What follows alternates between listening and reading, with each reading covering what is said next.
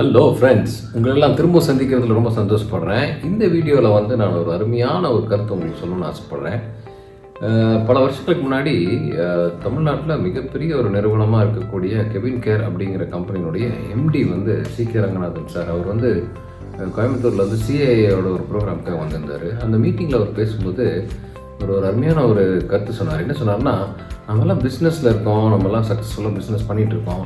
நமக்குள்ள ஒரு ஒரு ஒரு திடீர்னு ஒரு ஓவர் கான்ஃபிடென்ஸ் மாதிரி வந்துடும். ஏன்னா நம்ம எதுக்கு போய் படிக்கணும், நமக்கு என்ன தெரியாத விஷயமா எல்லாமே நமக்கு தெரியும் அப்படின்னு நினைக்கிறோம்.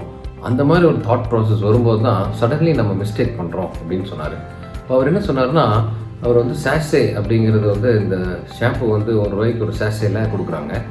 அந்த இது வந்து அவர் பல வருஷமாக பண்ணிகிட்ருக்காரு. இன்ஃபேக்ட் அவங்க ஃபாதர் தான் இது வந்து கண்டுபிடிச்சார், அந்த சாஷேங்கிறது ஃபஸ்ட்டு உலகத்துக்கே. அப்புறம் அவர் வந்து அந்த விஷயத்தில் வந்து ரொம்ப ஸ்ட்ராங்காக பண்ணும்போது அது ஒரு ₹1 சாஷே கொடுக்குறாருன்னா கிட்டத்தட்ட 85-90 ரூபா வந்து 90 பைசா வந்து அந்த அந்த மேனுஃபேக்சரிங் காஸ்ட் ஆச்சுன்ற மாதிரி அவர் சொல்லிட்டு இருந்தார்.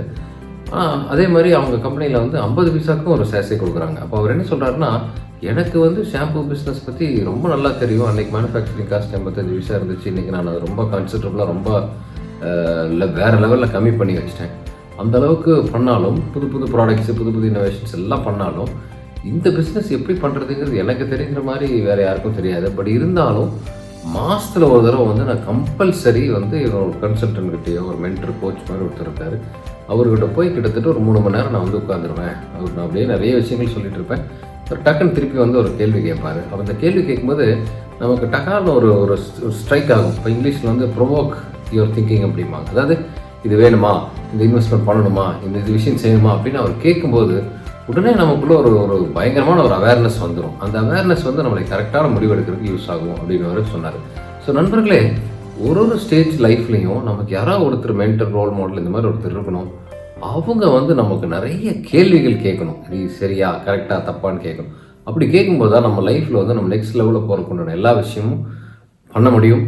அந்த மாதிரி உங்கள் லைஃப்லேயும் ஒரு நல்ல ஒரு மென்டரு, ஒரு கோச்சு, ஒரு ரோல் மாடல் நீங்கள் டிசைட் பண்ணுங்கள். அவங்களோட பீரியாடிக்காக ஒரு மாதத்தில் ஒரு தடவை உட்காருங்க. அப்படி உட்காந்து உங்களுடைய ப்ரோக்ரஸை வந்து எப்படிங்கிறத மெஷர் பண்ணுறதுக்கு அவங்களோட சப்போர்ட் எடுத்துக்காங்க. Hope you like this video. All the best. Thank you very much.